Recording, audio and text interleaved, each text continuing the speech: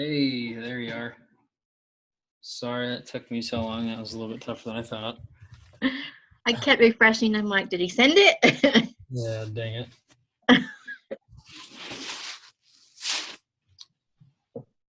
Okay, there we go. We got our two. All right, well, let's start. Sorry that took me so long. It took me a minute to get that figured out. Well, thanks for joining, you two. So just to jump straight into it then, I guess. So to start talking about this safety issue that we've got going on, kind of this debate, did both of you get the chance to kind of read through it? I read through it, and then I tried to go over the questions, and I got some answers I'm still unsure about.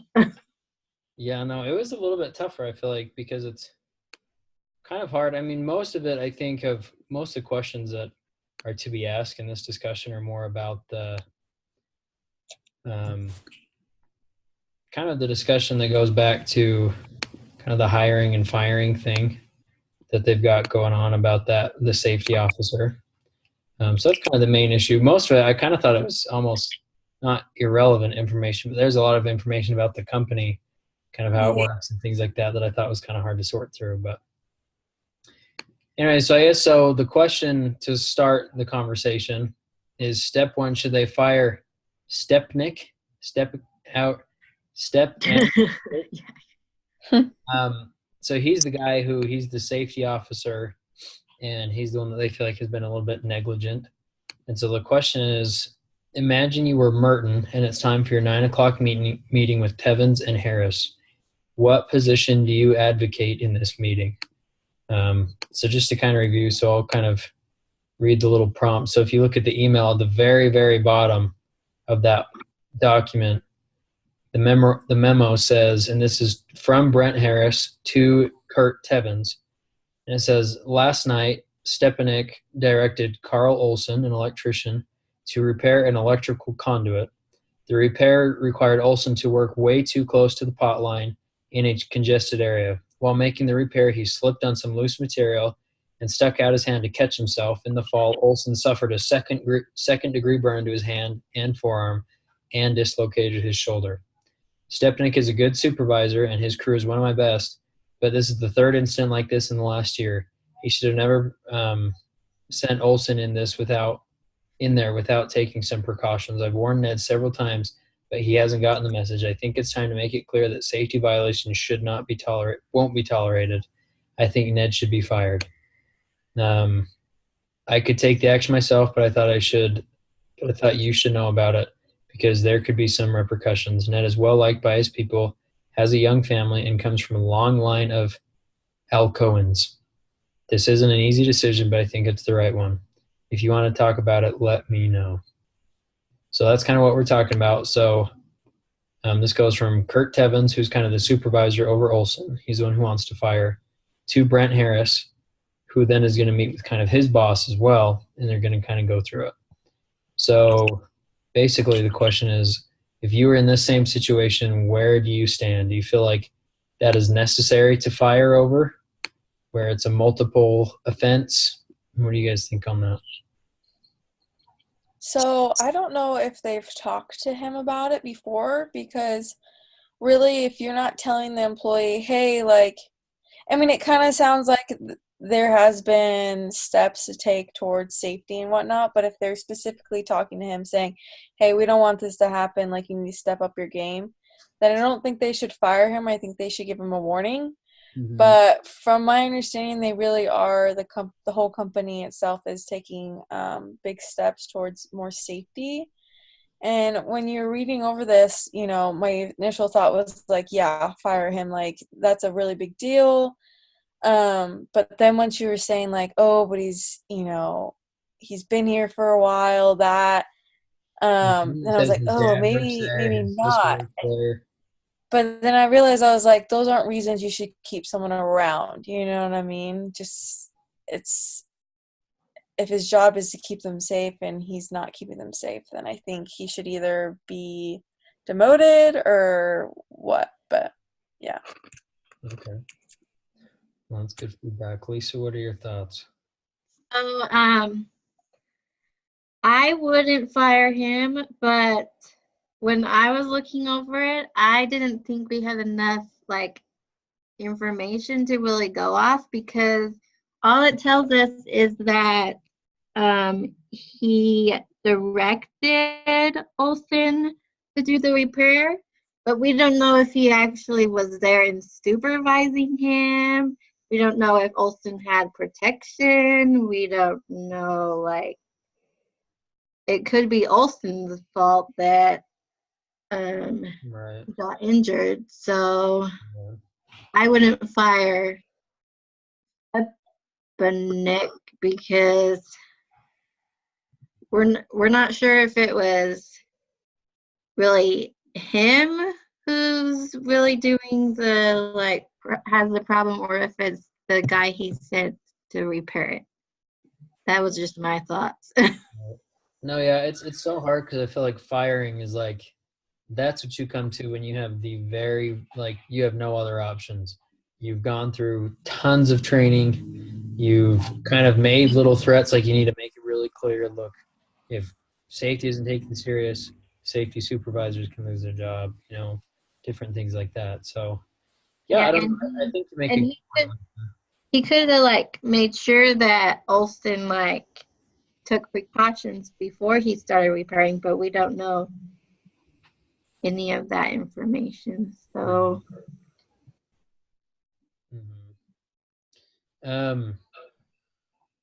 what do you feel like the message would be if they were to fire someone over that? Would that be a positive or a negative message? Hey, well, because it was saying that he comes from a long line of Alcoans, and I think like, and the people, like, he's a good supervisor and the people like him. Like, what is that going to do to the company when you fire someone that they like? right. No, yeah, I think that's pretty tough too. Yeah, no, I think one of the toughest messages that it sends is um I think it does have some positive message to it, especially where kind of their mission and their almost like their identity as a company is worker safety. I feel like that is a positive thing that can kind of send that message, but I don't know if that's the way to send the message, you know. But anyways, Malia or Sarah, do you guys have any thoughts on what message it would send if they were to fire Stepanik? Well, they did say that he was well liked, but at the same time, I mean, the employees pride themselves on being tough, but I don't think you should have to go to work and endanger yourself. You know what I mean? I feel like these employees should feel some sense of, safety when they go to work.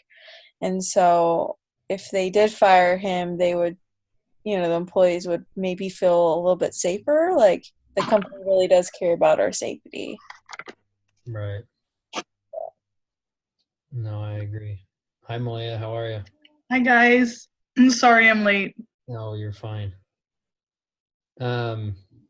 So basically, just to catch up to speed just a little bit, Malia. So we started talking about the situation that was mentioned on the very last page of the document.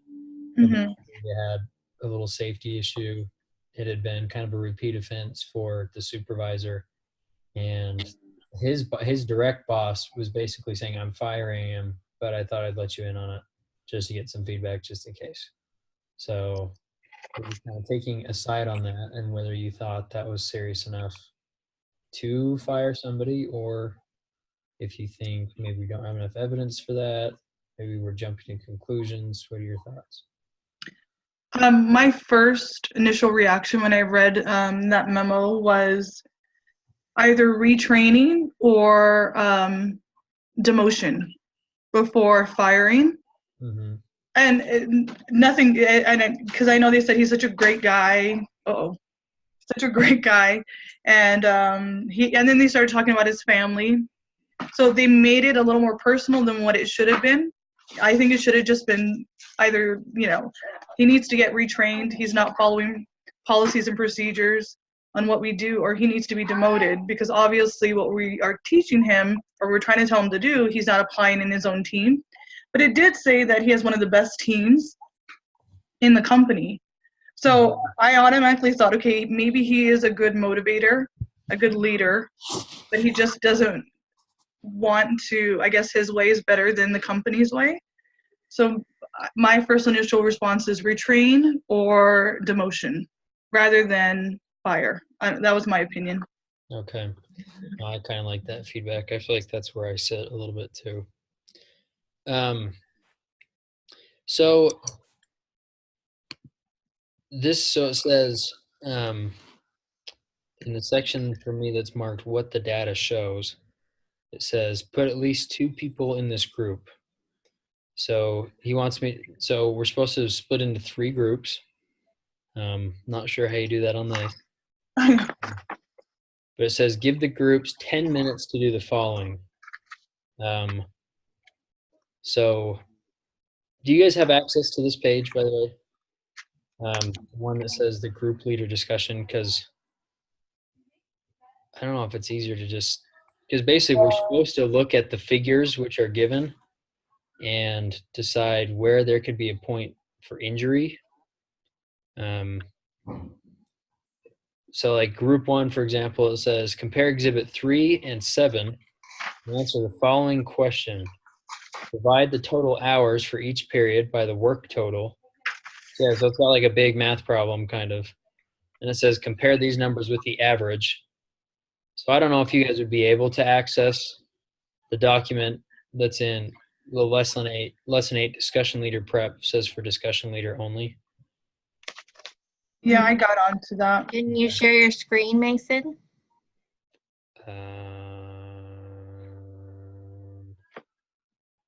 Maybe. Would it be big enough for you to read? We'll find out. I can share my screen if you want that, because I have it up right now. Sure, go for it. Okay.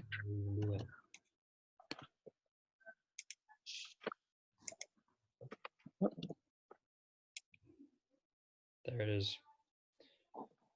Okay. So out of those 3, well, maybe let's just do them all together, honestly, if that's all right. Yeah, it'd probably work out better. Okay. All right, so group 1, it says compare exhibit 3 and 7 to answer the question when safety improves, does productivity decrease?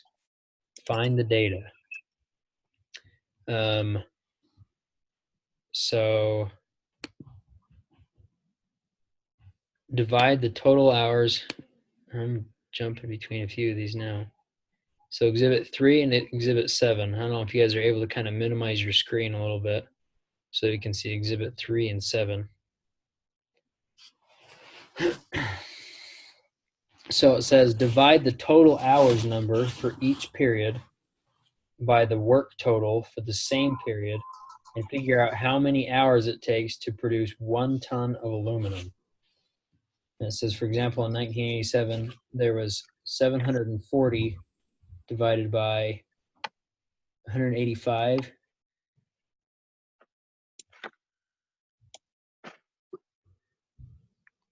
Oh, I feel like this is the hardest thing they've had us do. Say that one more time. I'm sorry. So basically, we're trying to see if there is a positive or negative relationship between hours worked and production. Does that make sense? So the total hours in 1988 were, Lisa, do you think you'd be able to punch this number into a calculator? Do you have one handy? I have my calculator out. Sweet. So if you can put 7,602 7,602 then in Exhibit 9, or Exhibit 7, and divide that by 7.84. Is that right?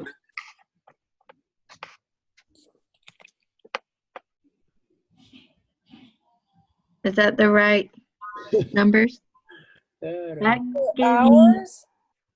For hours, I don't know if I'm looking at the right spot, but I see 200,000 hours. Wait, But let me look somewhere. so this number right here is the 7,400 Oh, yeah. on Exhibit 3 in 1987, and you divide that number by the number, By the total hours worked, which is right below it. yeah. So if you do it for 1988 and we divide those numbers,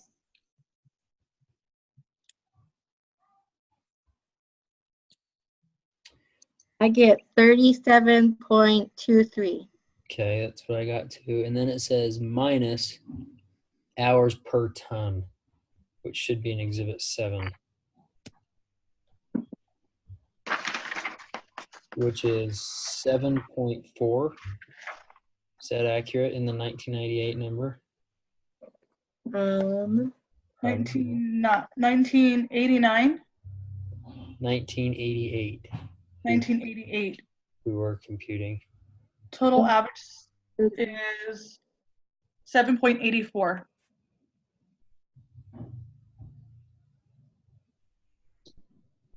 So I get 29.38, but if you round it, it's 29.39. Okay. So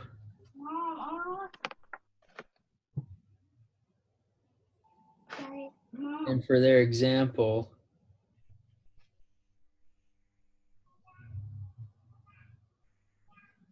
okay.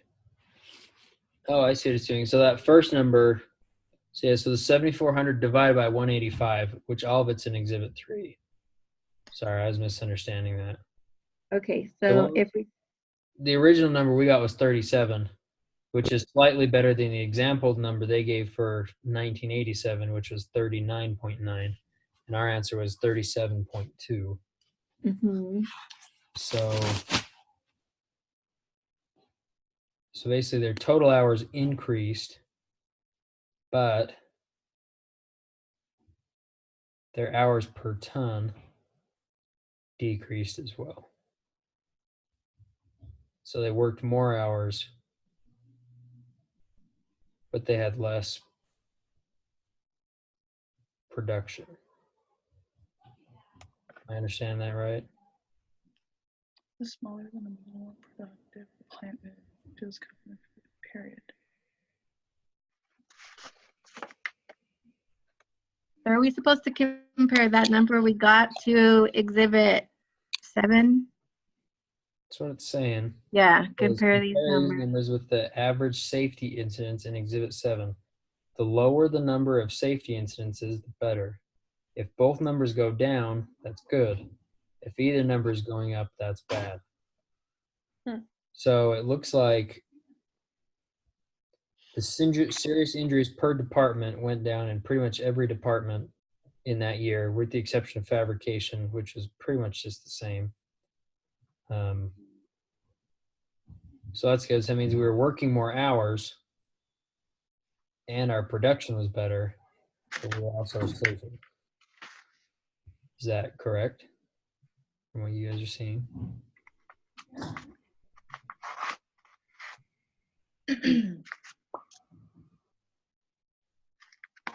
Yeah, do we concur with that one? Sorry. Sure. Sweet. All right, on to group 2. Look at Exhibit 5. Figure out which injury numbers are improving and which are going up.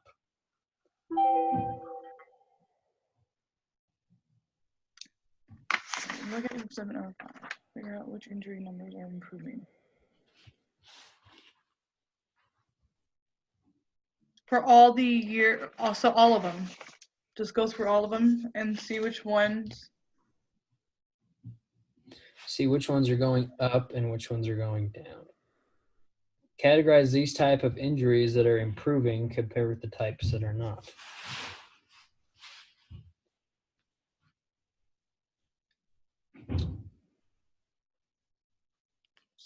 So you guys have any that stick out to you that are going up or down?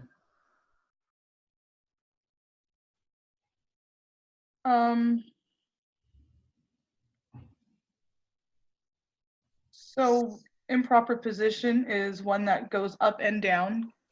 It doesn't stay consistent. It doesn't continually go down. It just kind of goes back and forth from what I see. And then what one? Failure to secure. Am I on the right one? Yeah, you are. Yes. Okay.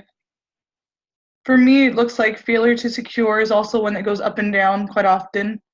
Mm-hmm.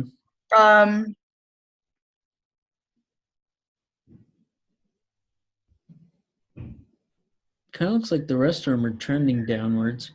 Yeah. Other than 1988, there's a few of them that are higher than 1987, but like the very bottom one, standard procedure deviation. Then the bottom one on the top paragraph is atmospheric, whatever that means. Okay, so it looks like most of them are trending downward. So from your guys' work experience, what have you typically seen? Have you guys had any jobs that have included very many safety issues at all in terms of like physical safety? Not me. Mine is, I mean, most of my jobs have been in an office. Uh-huh. So there's not much that you can, I mean, you can't get injured unless a desk falls on you. Right. But I do work in an office where I'm the only one in the office and the rest of the crew is outdoors. Oh, They right. work with backhoes and with dump trucks and all that other stuff. And so in my department, which is partial of the cemetery department, I do all the records and billing. Oh, They have to dig the graves. I see. So they go in 6 feet in the ground and they have 3 guys with them, one in, one standing, looking in, and one in a backhoe. Okay. And so the city of St. George, they really have rules and regulations and procedures that they adhere to make sure that nobody gets injured on the job. Okay. So do you have to report any work injuries? Do you guys have those very often? Not in our department, but on the tech crew and on our roads crew, yes, quite often. And that's something that they file with HR. Okay. There's a whole procedure that you go through in filing one of those reports. I see. Lisa, Sarah, have you guys had any jobs that had safety issues at all? So I worked at a pool as a lifeguard, and we had to deal with, like chlorine and chemicals and stuff. And it wasn't like anything, I wasn't like in contact with it unless there was an accident in the pool and we had to like actually dump the chemical in the pool manually. Other than that, it was done with machines and whatever, pumps, I guess. But I never really had to deal with any of the paperwork or anything like that. None of us ever got hurt doing it. We just had to like put on these full body yellow suits and gloves and boots and all this stuff when we did that. So Gotcha. yeah.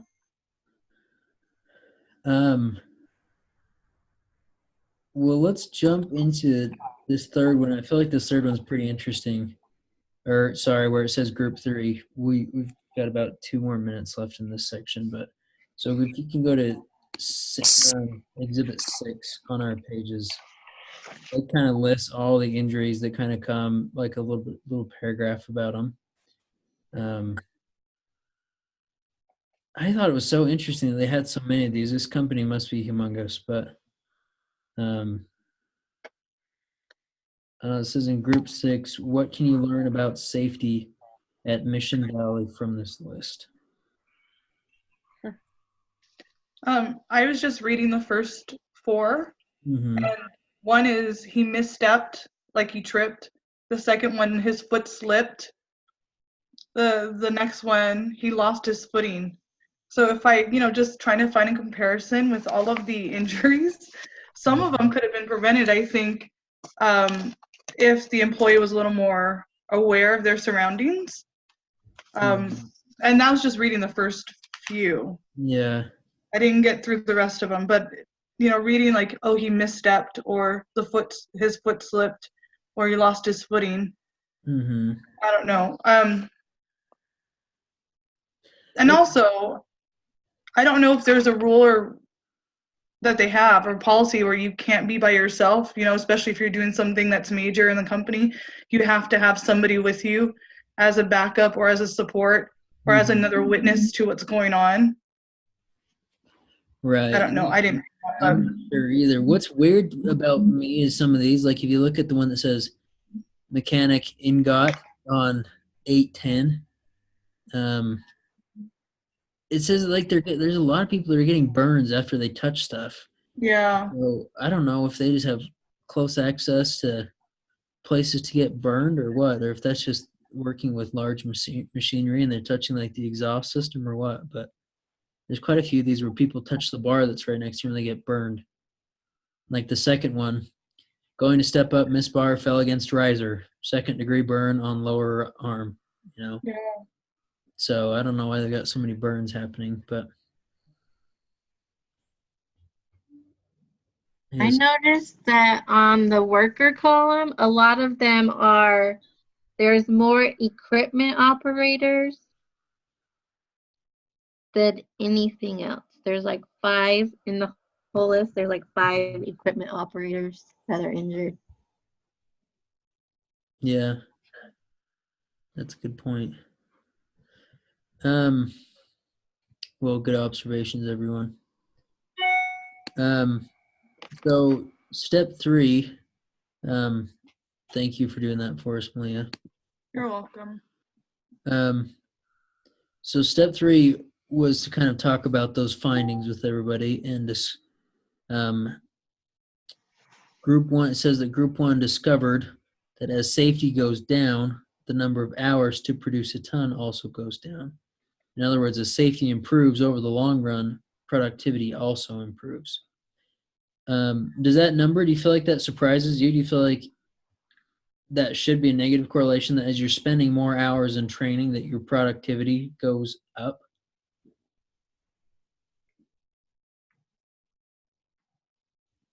Does anybody have any thoughts on that? Does that sound surprising? Why would that be so, do you think? Why do you think as they spend more training hours that their productivity goes up? I think because they're aware of what they should and should not be doing. When everybody, especially communication between the management and the staff, once that communication line is clear and everybody understands their role, then everybody's on that sure path of, okay, this is our goal, let's reach our goal. That's why I think with training comes higher productivity. Point. Sarah, Lisa, any thoughts on those? As training goes up, why would productivity go up? Yeah, so, during those safety training meetings, I'm sure they're telling the employees, like, exactly the process of the things that they're doing, and so step by step. So that will eliminate the time the employees are trying to figure things out. And I think it will go more smoothly when the employees are working, and so I can totally see productivity going up. Right. Good point. Lisa, any thoughts? Well, I would think that as they get more training, well, to me, I think that they're not working like by themselves. There's going to be other people to make sure that they're not like doing the wrong things, that they're remembering protection, and because they've been trained. Mm-hmm. So I think if they're following the training, then the work is getting done correctly. Yeah. No, I think that's good too. And I think like, especially when they're working with heavy equipment, probably the more that they are trained, the better they learn kind of how the machine works and everything like that. Yeah, and that could be the reason why there's so many injuries, because there's a lack of training. It doesn't mean that there's a lack of employees or maybe meetings, but it just means that they're probably not trained correctly on how to use the equipment that they're given. Right. Is that a child? I'm sorry. Child. I just saw Group. a little, Right. yeah. This is my niece, not my child. Okay. Can you say hi? She's a little shy, but glad to be on video nonetheless. I think if the company invested more money into proper training, and then not just training their employees, but making sure that they take the classes and the courses needed for them to operate these machines, Mm-hmm. the numbers of injuries would go down. Right. And I think maybe sometimes just reading through the case study that employees want to rush through their job, and it's more like a competition between departments. They were talking about one, I forgot, I don't know if it was which machine, but they had to reduce the speed to 4 miles per hour. Yeah. And one department got really upset because they thought that the other department was going to make fun of them, because then once they were told that all the departments would have the same 4 miles per hour, they were okay with that. So I think sometimes it's more of a competition between departments on who can get what done faster, rather than who can get things done without any injury. Right. So one of the questions that we should debate, I think, a little bit is, which type of problem do you think is easiest to solve? The ones that are expensive or the ones that involve people's behavior? So is it easier to fix a problem that costs the company a lot of money, or is it easier to fix the way that people behave? Does that make sense? The ones that are expensive or the ones that involve people's behavior? I think it depends on what their behavior is.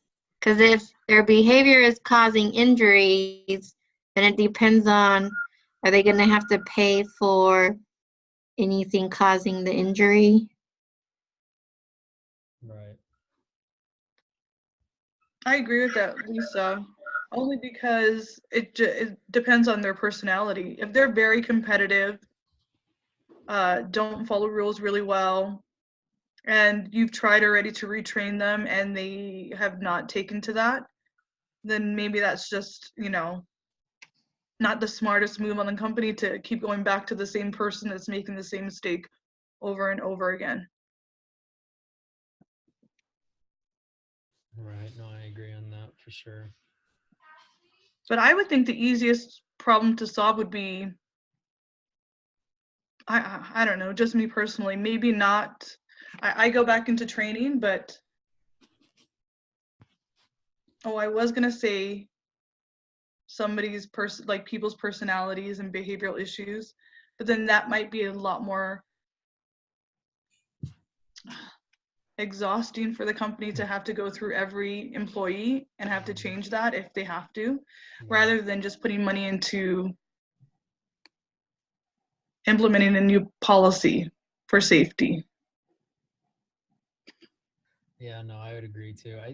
I mean, you would think behavior would be easiest to fix, because I kind of go back to training like you do, Malia, just because it seems like if you've got common issues, a few hours of training should pretty well fix that.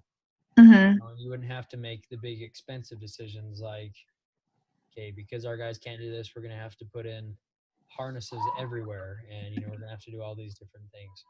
So I don't know. I would think my vote would be training. I think training would be the easiest thing to fix that. So behavior problem. Okay, so the last phase of this talks about Mission Valley's past success and their future challenges. So what do you guys feel like this company, the steel company, Mission Valley, has done in the past to improve its safety record so much that they have had a lot fewer serious injuries compared with similar companies? So I guess, yeah, in long story short, in terms of safety, what has this company been doing well and what has led to their success?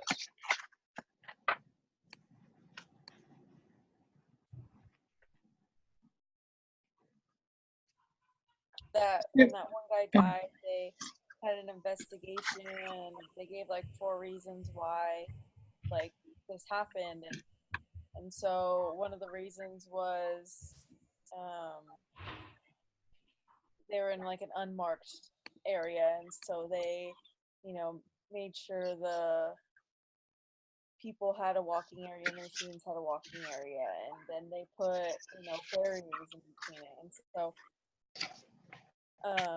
and then they spent like $4 million on some improvements as well.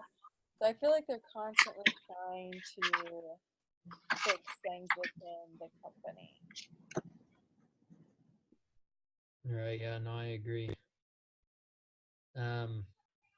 There's a portion of this I'm trying to find where it's at in the text, but it's how they honestly are kind of like the benchmark that everybody in some ways compares themselves to them because of their safety data, I guess, you know. Mhm. Let's see, where's that at? Does anybody know where that's at in the text? Sorry, I'm trying to scan through it and find it. Oh, it's at the bottom of page 4, the last full paragraph. It says Alcoa, on the other hand, injury rate remarkable for an industry. 70% fewer lost work days than the U.S. industry average, and 88% fewer than the aluminum industry. So they really, in a lot of ways, like they really were kind of the standard of safety, even though, you know, we look at that last page that we looked at in Exhibit 6 where it lists all the injuries, and we're like, holy cow, like how are these guys getting hurt? Seems like every day at work probably. But I also remembered that lady when she was passing the pickup truck. She noticed the green sticker on his headwear, and it says it means he's been trained and certified to handle inflammable liquids. So she noticed that they were following procedure. Right. Will doing more of these things help them get to their goal of 0 injuries? I don't know if they're ever going to get to 0. That's ideal, but I think it'll help. I mean, they did make like an effort to have workers observe other workers, you know, where, because you always want to put out your best. So if you know a coworker is observing you and going through a checklist of whether you're being safe or unsafe, then you just perform at your best, and you want to make sure that everything's in line.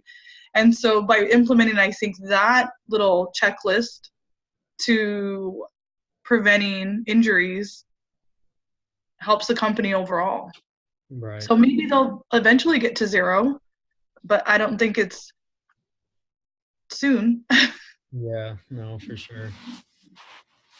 What do you think? Do you think there's overkill? Like, can you, I mean, because obviously I think you're pretty right saying they'll probably never get to 0, but can that be from lack of training? Like, basically, can you overtrain? Do you get to a point where you train so much and your numbers kind of match that? Does there kind of become a point where your training hours still rise, but your like accidents don't like fall? Does that make sense? Mm-hmm. I would still think accidents would happen, not like all the time, but there's still the risk. that You- something could happen. Overtrain on safety. I guess that's my question. Does there come a point where you spend too much on training and it's not worth your time? I think it depends on what training it is. Safety training. Yeah, I mean, like what type, because there's, Oh. in different departments, there's different types of training that you have to be involved in, equipment training or, just different things.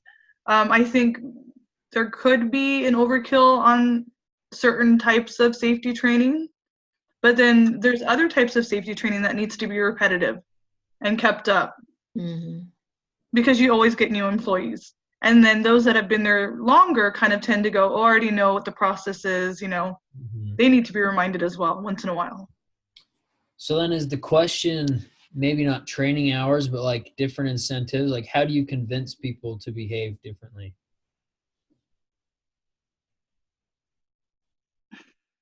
I would think motivation. Through like a monetary value or like a company goal or? I saw something in the reading. Let me see if I can find it. I think it was on Exhibit 11. This is the summary of safety department plans for the next year. So this is her plans for 1992. But it says that number 5, establish safety recognition program, awards, and dinner based on performance improvement. And it says make it fun. Not necessarily money, but like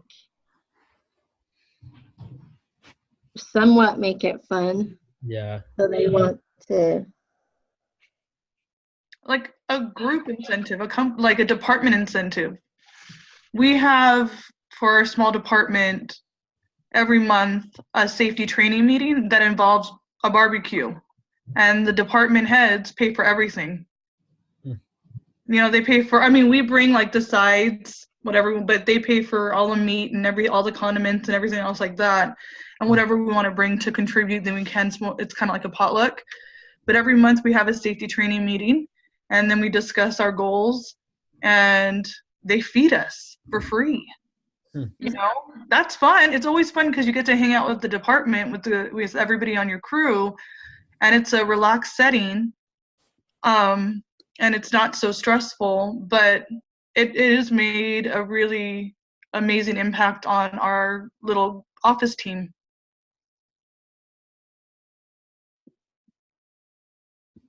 Yeah, no, and I think in some ways too, like, and obviously this isn't the same for the right person. Some people are different, but in some ways it's more fun for somebody to get a bonus in terms of like a $400 phone in opposed to like a $400 cash bonus, or like make some kind of competition, or like you have a really big raffle with really nice things, or, I think there are some ways where you can incentivize, departments that have good safety numbers. I think you're right. I think there are some ways that you can definitely incentivize it that can kind of make a bigger difference than just saying, hey, as a company, we're making it a goal. Yeah. And it's fun. Let's say at the end of the year, they say, okay, so-and-so was injury-free the entire year, and then I think that'll be fun to kind of bring everybody together, and it shows that we support one another, and that should be everybody else's goal, which in turn gets our numbers to 0 if everybody's trying to reach that goal. Right. Well, so some questions that I'm supposed to ask to this team is whether and give yourself a score between 1 and 10. So let's have everybody answer this, but score between 1 and 10. Do you always wear seatbelts? I cannot tell a lie. Do I personally always wear my seatbelt, or? Yes, you personally. Yes, 10. 10. Sarah? 5. I only wear it half the time. I would say 6, and it's because I have children in the car, so I'm yelling at them, put on your seatbelt, and then they say, you don't have your seatbelt, so I put on my seatbelt. I would say for me, it kind of depends on the car. My dad has a work pickup that I literally never put the seatbelt on because like it's old and it like slips into the crack kind of thing. So that one's a 0. But in my car, I feel like I'm probably a 9. Like almost always, I have my seatbelt. Question number 2. So we can start with we'll go Lisa, Sarah, and Malia. Number 2. Do you avoid texting in dangerous places? Yes. As, Am I still rating? So like a 10? yeah. Mm-hmm. Yeah, 10. I'm Never ever text and drive, nothing like that. no. In the middle of a crosswalk. I'm usually not walking in the middle of a crosswalk. All right, Sarah. I would give myself a 10. I Nice. don't text and drive or anything else. Malia. 10, absolutely 10. Nice. I yell at my husband whenever he tries to look at his phone, so 10. I would give myself a 7. I occasionally check my phone while doing it, but I feel like it's mostly like switching between like things I'm listening to, like a talk or an audiobook or something. It's not usually. Okay. How do we do at crossing at crosswalks versus jaywalking?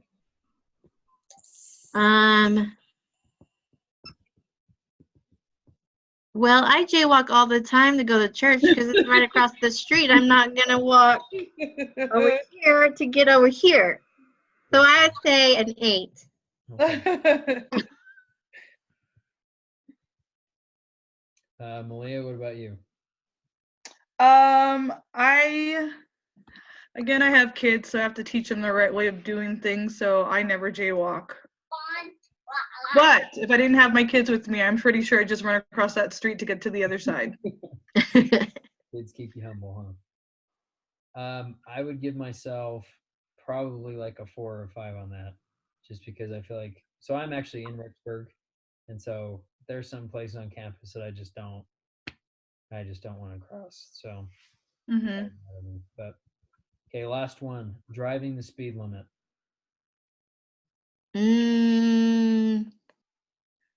I would say 8. I drive the speed limit, but I'm a little bit over. Okay. I don't speed. I don't go like 10 over. But just a I would say 8. 4 to 5 over, kind of. Yeah. Okay. I speed. All the time, every day. I speed. But I never do reckless. So, fun fact, my dad used to be a cop, and so he said never go more than 10 over. You can go 9 over. And so I always go 9 over. Cops out there. Yes. I feel like I get pulled over for like 5 Sarah. over. In wrong place. He's like, never go 10, but always go 9 over. Good to know. Good to know. I also speed. My cousin says that I have a lead foot and I don't know how to control it. But I am a careful speeder, I guess you can say. I'm very cautious of how fast I go, but I sometimes am the one that gets frustrated with the ones that drive 30 miles per hour. When there's nobody, so I'm learning that, but I do speed. So I would say 8, 9. Okay. No, 8. 8. Right. I'm gonna give myself a 6 on that. I feel like I usually do pretty good on highway. I'm usually kind of just with flow of traffic, maybe a little bit quicker.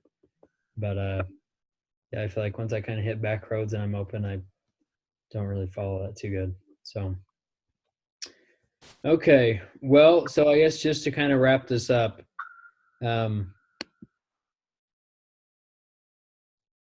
what would you guys think? What did we learn from talking about this case today that you can apply to future workplaces?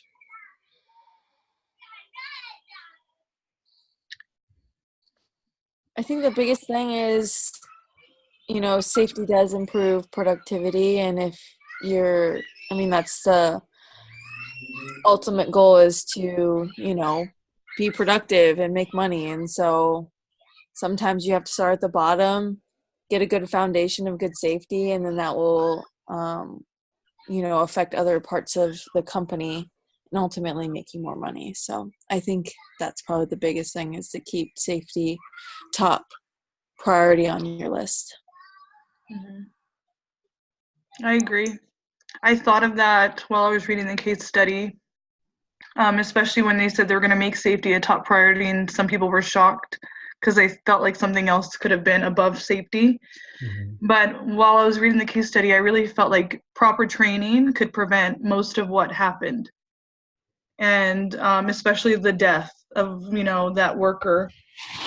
Just common sense on how the company runs things and is aware of their employees, because employees, they bring in that productivity. They're your heart right there. That's the heart of your company, your employees. And so your first goal is to make sure you protect them so that you can keep building on productivity. So I really felt like proper training and communication could have prevented most of what happened. Right. No, I agree. I think as I was thinking about this, I feel like a company should really value the quality of life of their employees, and so something like safety is just such a waste, if you have people that are dying at work or getting seriously injured at work, no one's going to want to work there. And your goal should be to make their lives so happy, that they enjoy their job, they enjoy the time they get with their family, and that they can do things safely, and that they get a good pay. And, so I feel like if a company can make sure they're doing that, I think they're doing a good job. And I think safety is certainly part of that. We agree. Okay. Well, everybody, I appreciate your patience. Appreciate your participation. You've been great.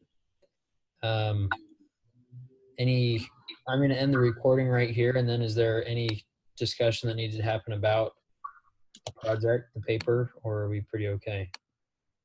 When do you want the final draft done? Sorry, I'm a little behind on that. So are we? It's due